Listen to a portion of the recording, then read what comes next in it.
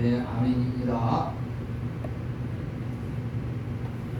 오늘 말씀 제목은 6월절과 새 출발 이렇게 제목을 정했는데요.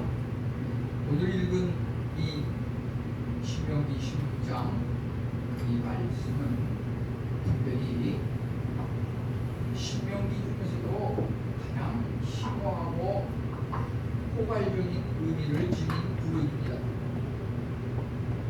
6월절이라고 하는 그 용어가 모세오경에서 또 신약에도 많이 나오는데 특별히 구약에서 출애굽기라든지 민수기에도 6월절 규례에 대해서 나오고 있습니다.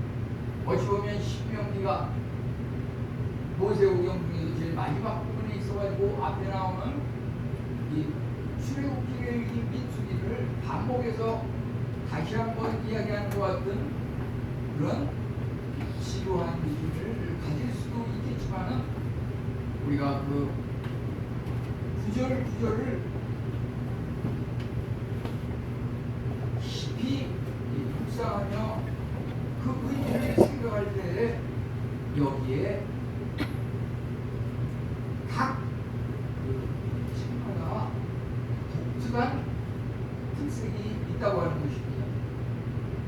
그것은 뭐냐 하면은 오늘 읽은 이 신명기 16장의 이 말씀은 특별히 6월절 예배를 드리는 데 있어서 장소에 대한 부분을 강조하고 있다고 하는 것입니다.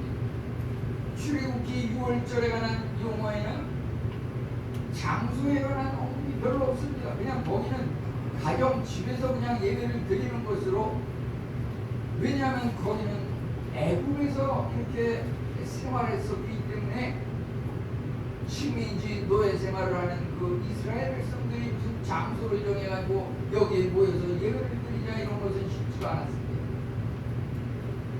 민수기라고 하는 것도 보게 되면 6월절 규례에 대해서 나오기는 하지만 거기에 나오는 6월절 그 규례를 이렇게 보면은 장소에 대한 언급은 별로 없습니다. 왜 그러냐면은 민수기라고 하는 것은 광야 생활을 갖다가 하는 중에 여러 가지 생활을 이렇게 기록하고 있는 것입니다. 그런데 여기 신명기에 나오는 이 내용들은 독특한 특색이 뭐냐면은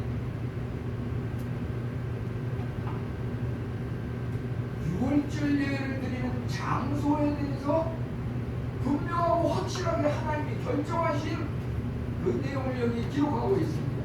굉장히 중요하고 엄청난 진리가 담겨 있는 것입니다. 오늘날 우리 한국교회, 아니 세계교회가 다 마찬가지입니다.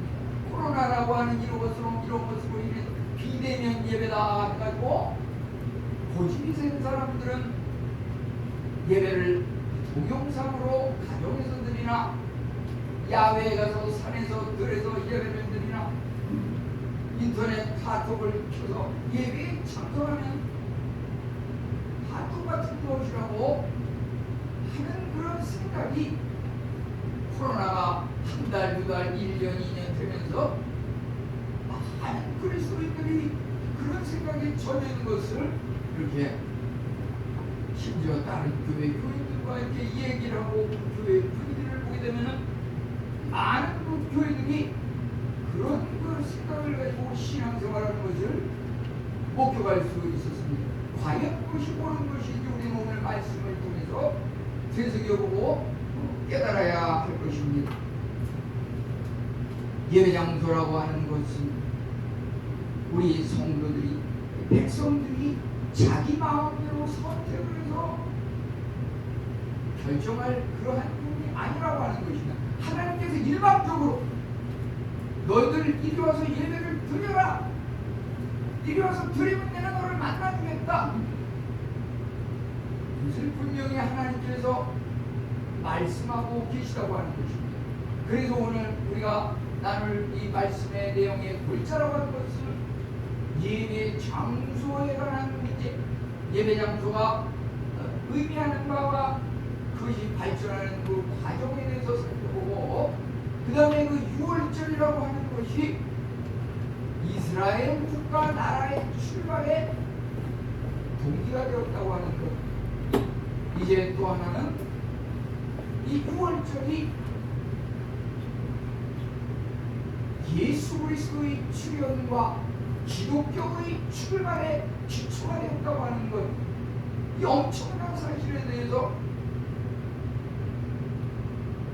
발견하고 제가 여기서 성도님들과 함께 이야기를 나누려고 하는 것입니다. 우리가 오늘 읽은 말씀 중에서 특별히 1절에서 8절 이 부분만 보더라도 여기에 무려 3번이나 반복해서 나오는 내용은 무엇입니까? 2절과 6절과 7절에서 우리는 똑같은 내용, 용어를 발견하게 되지 않습니까? 그것은 바로 하나님 여호와께서 택하신 곳에서 예배를 드려라 이렇게 말하고 있습니다. 하나님 여호와께서 자기 이름을 두시려고 택하신 곳에서 예배를 드리라고 이렇게 말하고 있습니다. 하나님께서 택하지 않은 우리 이민을 정해서 드리는 그 장소에서의 예배라고 하는 것은 하나님의 말씀에 대항하고 하나님을 모욕하고 하나님을 거역하는 그러한 행위라고 하는 것입니다.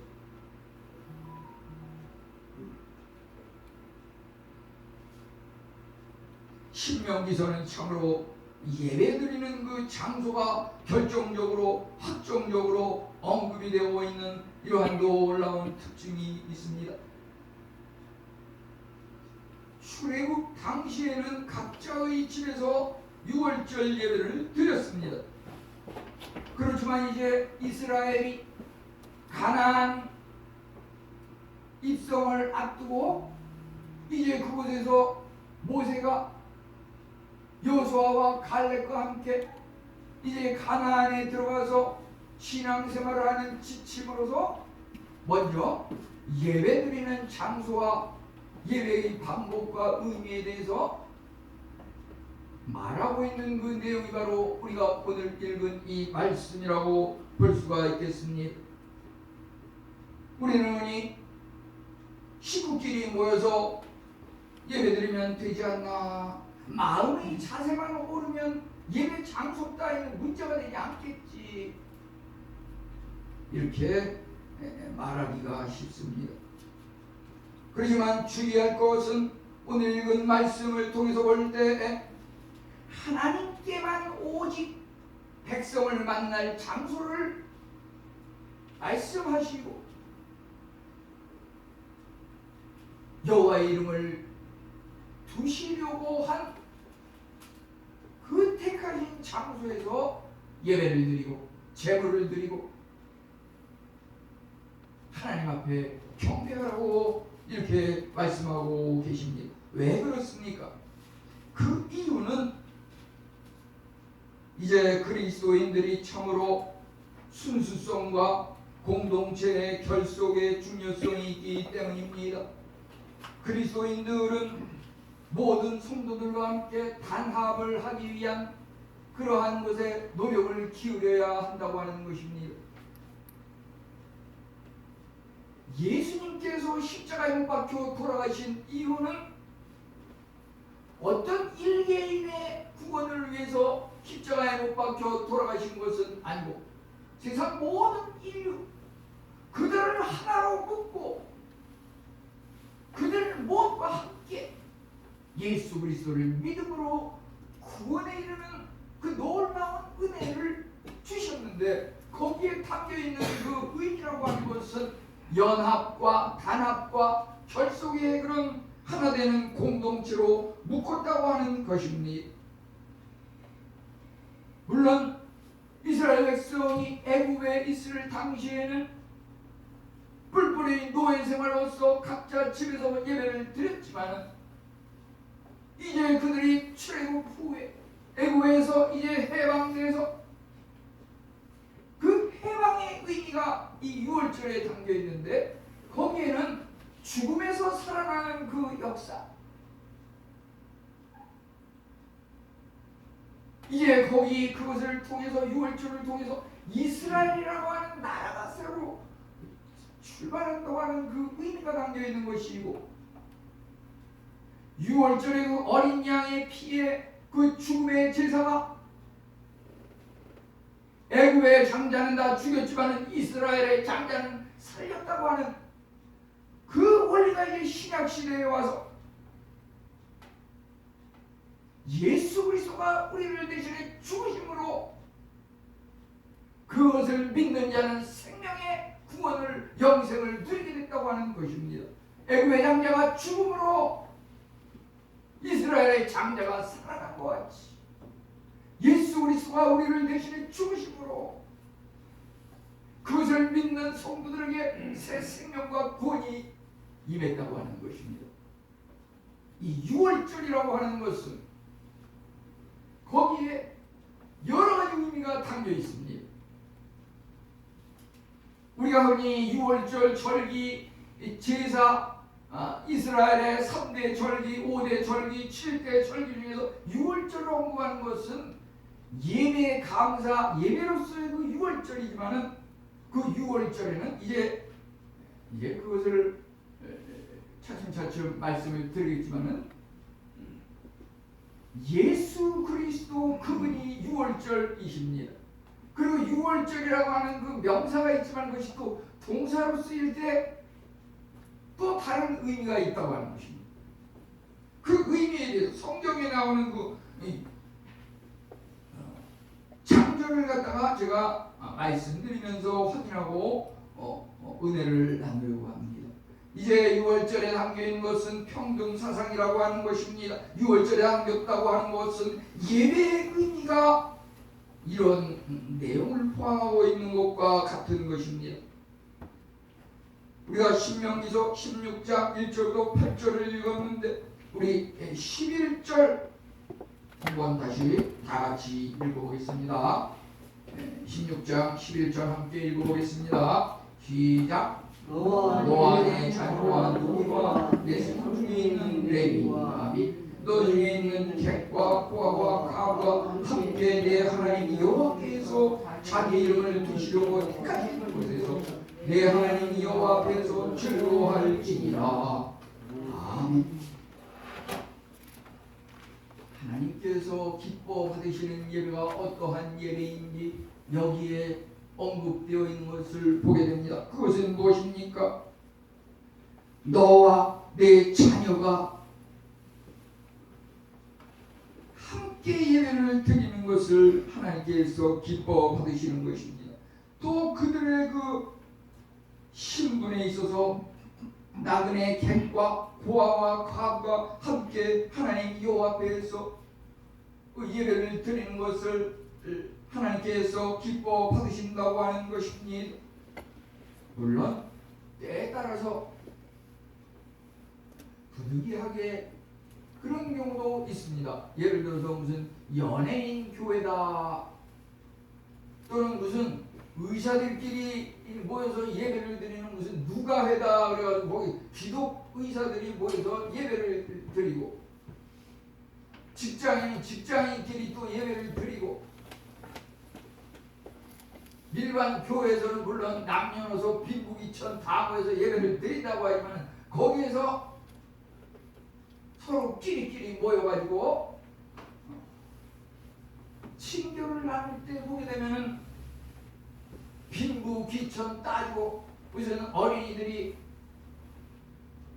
아파트 평수가 몇 평이냐 몇 평끼리 모여서 또 서로 이야기 나누고 돈 없는 사람 연약한 자는 무시하고 상대도 안 하려고 그러고 성경적으로 볼 때 이러한 것이 온전한 좋은 예배라고 볼 수가 없다고 하는 것입니다.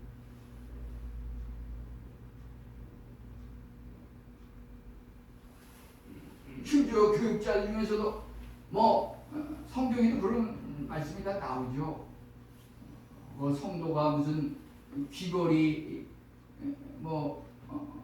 보기에 아주 그냥 값비싼 옷을 잘 차리고 오면은 그 사람을 아주 그냥 깍듯이 대접을 하고 뭔가 누추하고 남루해버리고 없어 보이는 그런 사람이 오면 뭐 그냥 잘 쳐다보려고 그러지도 않고, 한국교회가 그 물질화 세속화되었다고 하는 것이 성경에서 위배됐다고 하는 말입니다. 성경에서는 남녀노소 빈부 귀천 그걸 따지지 않고 서로가 어울려서 하나님께 예배드리는, 그것이 하나님께 기쁨으로 연락되는 그러한 예배이고, 또 우리가 나 혼자 예배를 드리는 것도 좋지만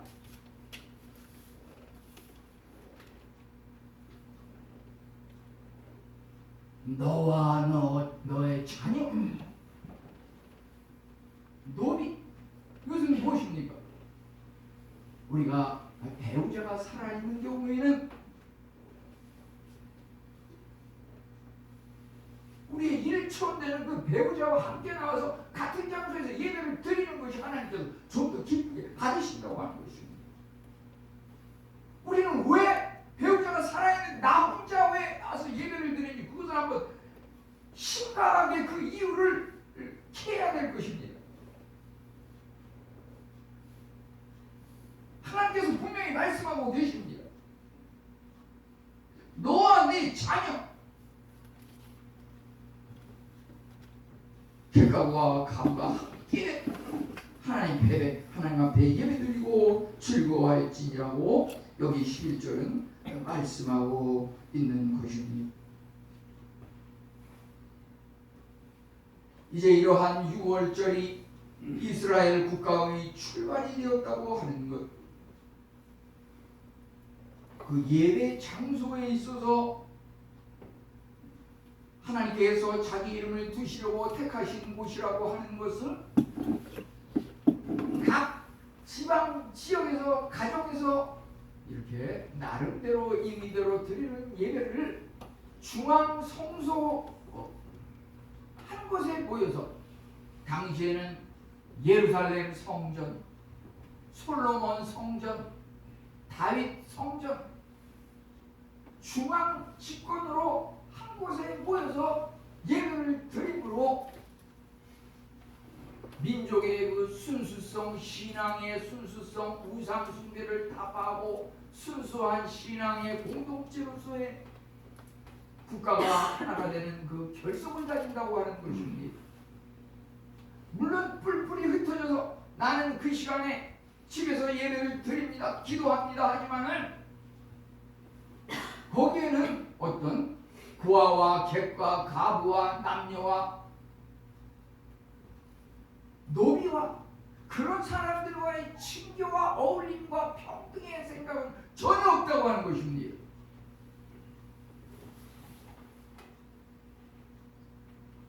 하나님께서 바라시는 것은 우리가 이기적으로 나 혼자만 은혜 받고 내가 구원받으니 최고 아니냐, 그것이 꼭 하나님이 기뻐하시는 것은 아니라고 하는 것입니다. 바로 이 예루살렘 성전을 하나님께서 택하신 예배 장소라고 말씀하는 것은 그것이 바로 예수 그리스도이시기 때문입니다. 교회는 곧 예수 그리스도입니다. 교회의 머리는 예수 그리스도입니다. 교회는 예수 그리스도가 십자가를 박혀 돌아가셔서 피값을 주고 사신 그것이 바로 교회입니다. 자기 이름을 드시려고 택하신 곳에서 예배를 드리려고 하는 것은 하나님이 임재하시는 그리스도가 임하시는 그분과 함께 예배에 동참하라고 하는 것입니다. 이제 이것이 이스라엘 국가의 출발을 의미한다고 하는 것은 무엇입니까? 이제 애굽에서 식민지 노예 생활을 하던 이스라엘 백성은 하나님의 놀라운 기적의 은혜로 애굽을 떠나서 이제 해방되었습니다. 그들은 이제 앞으로 광야의 긴 여정을 떠나야 한다. 유월절을 기념한다고 하는 것은 양의 그 양을 죽여가지고 거기에 나오는 그 피를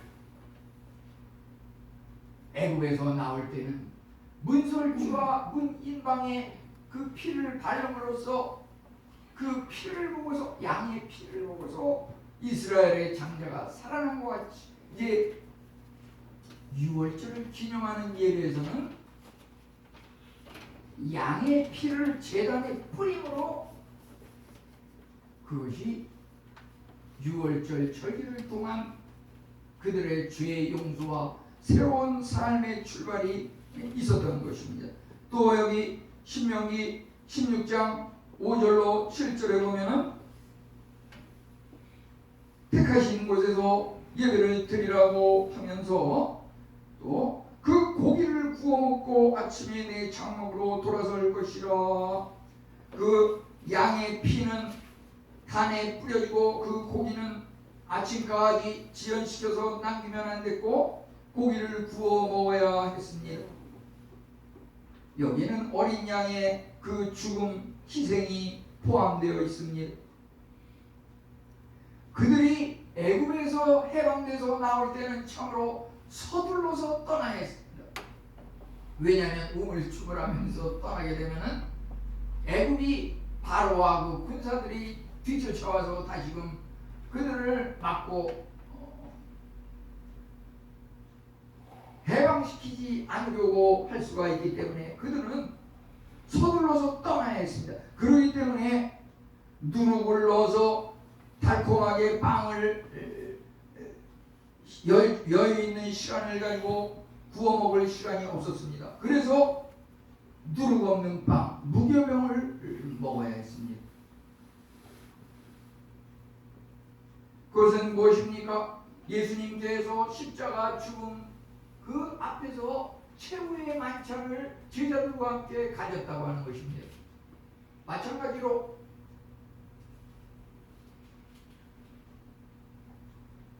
애굽의 장자는 죽을지라도 이스라엘 백성의 장자들은 살아남을 위해서, 살기 위해서 이제 참으로 어린 양을 죽여서 그 고기를 밤새 아침 해가 떠서 출발하기 전에 먹었던 것입니다. 여기에 그 장자의 죽음은 무엇입니까? 유월절을 통해서 애굽의 장자는 죽었지만은 그 죽음은 바로 이스라엘의 장자를 살리기 위한 것이었습니다. 이것은 바로 출애굽기 13장 15절에서 애굽 나라 가운데 처음 난 모든 것은 다 죽이셨으므로 그 아들 중에 모든 처음 난 자를 다 대속하리니. 이스라엘 백성의 장자가 죄의 용서함을 받고 대속을 해서 살아나는 것은 애굽의 장자가 죽음으로써 거기에 이르렀다고 하는 것입니다. 애굽의 장자는 하나님의 장자의 해방과 자유를 보장하기 위해서 죽어야 했습니다. 왜 그렇습니까? 시편 2장 7절에 보면은 너는 내 아들이라. 이스라엘 백성은 하나님을 믿는 자들은 너는 내 아들이라. 하나님의 아들이기 때문에 그들은 죽지 않고 천사의 그 죽임 앞에서 보호를 받고 생명을 얻을 수 있었던 것입니다. 오늘날도 그러기에 유대인들은 세계방방 곳곳에 디아스포라라 그래서 흩어져 뿔뿔이 흩어져 살고 있지만 봄철 3월 춘분 그 때가 되면은 유월절 축제를 기념하면서 그들의 그 애굽의 종된 생활에서 해방되어 이스라엘 나라가 새롭게 출발하였던 그 날을 기념하고 초자연적으로 개입하였던 하나님의 구원을 역사적으로 기념하고 있는 것인데, 이것이 3000년 이상 계속 지금까지 내려오고 있다고 하는 것입니다. 그런데 우리 기독교에서는 유월절을 지키지는 않습니다. 유대인들은 유월절을 지킵니다. 그런데 이 개신교 기독교에서는 유월절을 지키지 않습니다. 그것은 왜 그렇습니까? 그것은 왜 그러냐면은 유월절이라고 하는 의미가 어린 양의 피로 죽을 수밖에 없었던 그 이스라엘 백성의 마다들이 살아나고 애굽의 종되었던 이스라엘 백성이 해방되어 구원을 얻고, 이것이 이스라엘 역사의 출발에 있었지만은 이제 후에 예수 그리스도가 오심으로써 어린 양이 죽는 대신에 예수 그리스도가 죽으심으로 해마다 어린 양을 죽이고 6월절 1년에 한 번씩 기념하면서 6월절 축제를 기념하는 그것은 필요 없게 되었습니다. 예수님은 오직 단 한 번 자신의 몸을 직접 드림으로 십자가 죽음을 통해서 그것을 믿는 자에게는 함께 죽었다가 다시 성경대로 다시 살아나는 그 역사적인 은혜가 있었기 때문입니다. 그래서 우리 기독교인들은, 예수 그리스도를 믿는 우리 성도들은 6월절을 기념하는 것이 아니라 주일을 성수하고 또 연 1회 부활절을 특별히 또 이렇게 지키고 하는 것이 6월절을 좀 더 깊이 있게 발전하는 그 의미에서 그것을 지키고 있는 것이기 때문에 우리는 날마다 매주 주일마다 예수 그리스도의 십자가 죽음과 부활, 거기서 파생된 주일 성수와 부활절 예배를 기념하고 있는 것입니다.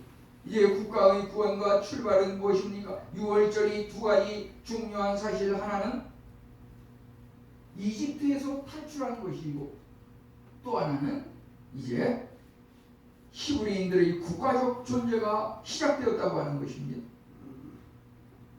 애국의 식민지 노예 생활, 그 당시의 이스라엘 백성은 국가로서의 그 나라를 잃은 그것과 마찬가지입니다. 우리가 한일 합병 일제 치하에 그것은 한국의 존재가 잠시 중단되었던 그러한 시기였던 것과 마찬가지입니다. 이제 식민지 노예 생활에서 출애굽함으로 해방된 것은 국가가 다시금 구원을 얻고 출발하는 그러한 의미가 있는 것입니다. 이스라엘 국가가 이제 해방되는 것은 단순히 이스라엘이라고 하는 일개 나라가 해방된 그러한 것뿐만 아니라 세계 역사에 있어서 예수님을 믿는 자, 예수님을 믿는 국가, 기독교 국가는 그리스도 안에서 새로운 피조물로 새로운 역사를 개인이 시작하고 국가가 시작한다고 하는 것입니다. 우리는 이러한 것들을 그들이 출애굽 해방이 일어난 달을, 첫 번째 그 달을 출애굽기 12장과 13장 또 신명기 16장 1절에 보면은, 오늘 말씀에도 나오지만 16장 1절에 보면은 아비월이라고 하는 말이 두 번이나 나옵니다. 그 아비월, 이것을 이 에스더 3장 7절에서는 니산월 이렇게 이야기하고 있습니다. 아비월 또는 니산월은 히브리 달력에 있어서, 이스라엘 달력에 있어서 매년 첫째 달, 그것을 아비월 니산월이라고 합니다. 출애굽한 해방을 기념하는 그 달을 1년 중에서 첫째 달로 이렇게 기념을 하고 지키고 있는 것입니다. 그래서 그것이 국가의 구원과 출발이 6월절과 끈끈한 연결고리를 가지고 있다고 하는 것입니다. 이제 좀 더 중요한 것은 우리가 기독교의 그 출발, 그리스도의 죽음과 부활과 관련해서 유월절이 어떠한 의미가 있습니까?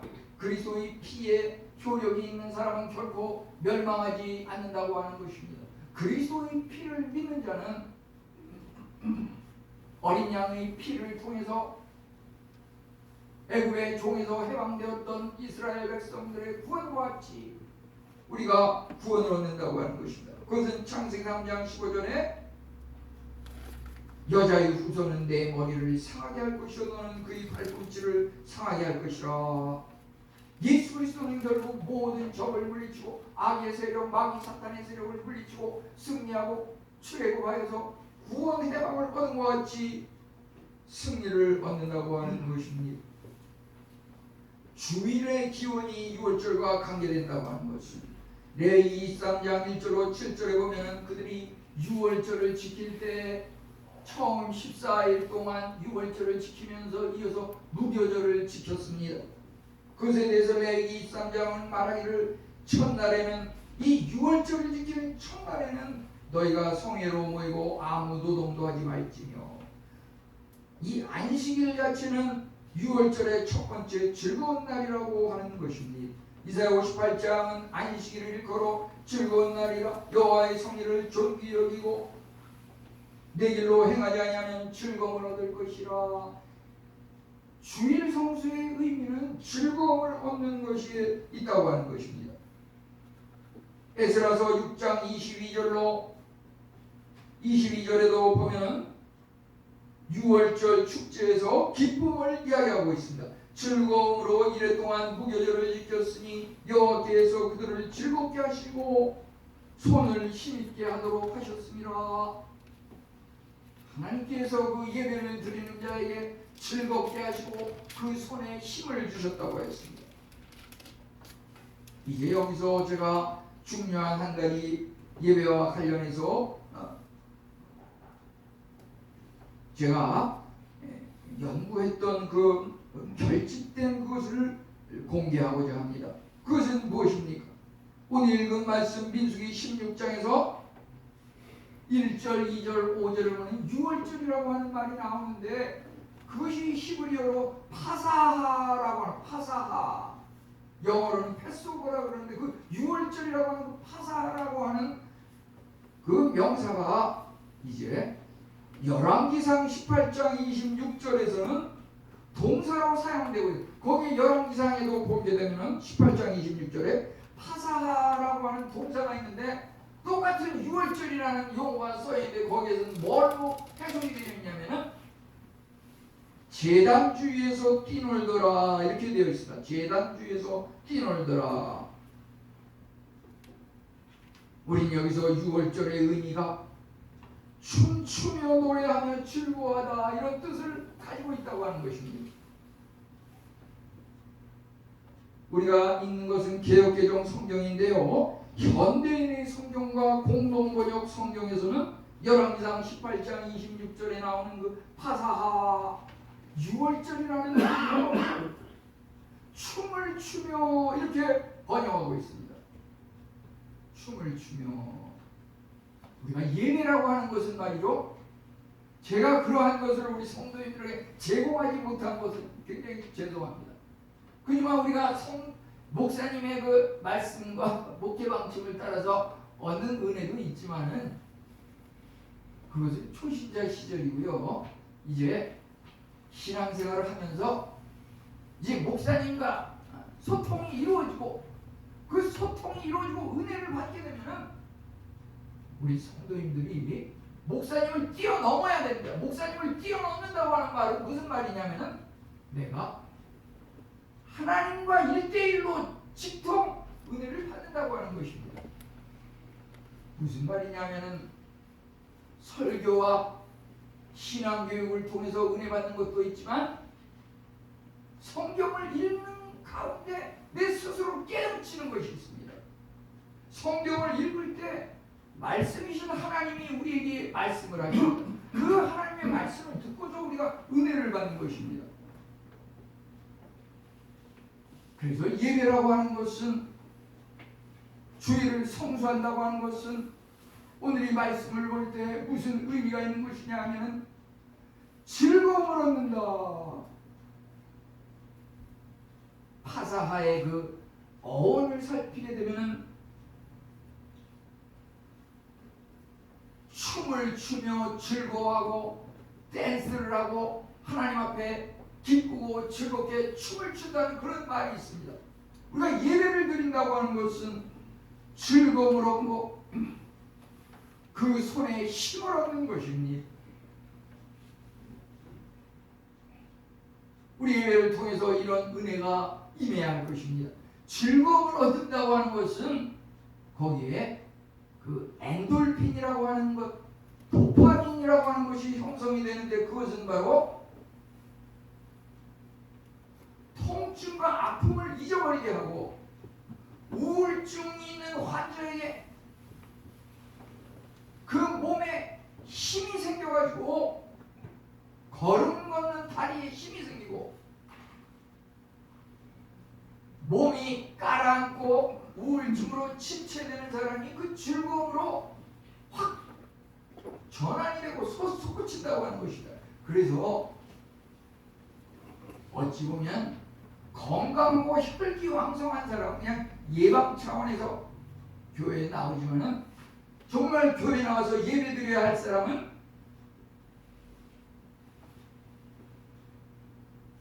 내가 의인을 부르러 온 것이 아니고 죄인을 부르러 온 것이다. 병든 자에게라야 의원이 필요한 것 같이 우리가 몸이 아프고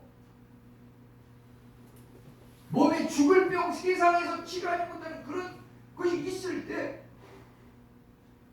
그것을 치료하기 위해서 하나님 앞에 나와 예배를 드리면 그러한 것들이 나사렛 예수 그리스도의 이름으로 병마, 병이라고 하는 것은 병마, 마귀 사탄의 장난입니다.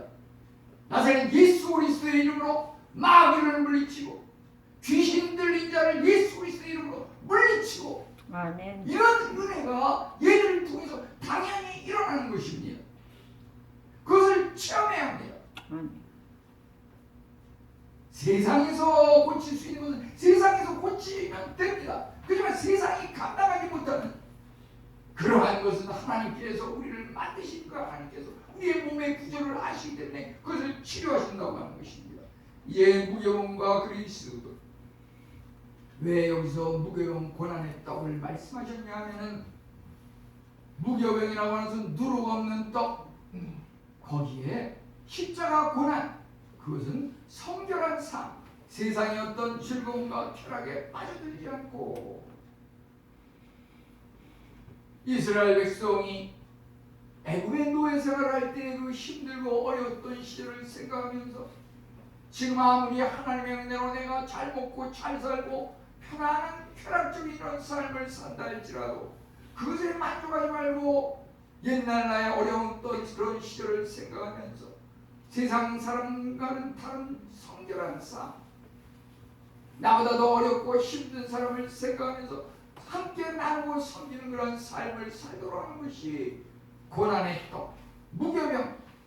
그렇기 때문에 이 6월절의 그 어린 양 잔치에 꼭 무교절이 꼭 연이어서 함께 묶여졌다고 하는 것입니다. 그래서 6월절과 무교절은 같이 연이어서 행사로서 절기로서 지켜졌던 것입니다. 이것을 따로 분리할 수는 없습니다.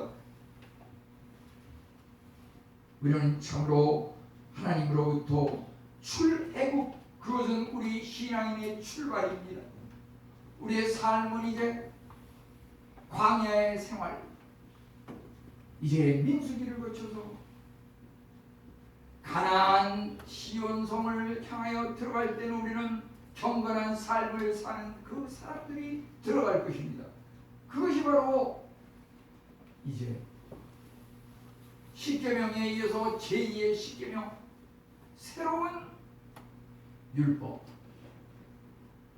가나안에 입성하는 자들에게 주어지는 필요한 그 의무와 사명과 책임, 경건한 삶을 살아야 한다고 하는 그 이유와 타당성의 기초가 되는 것입니다.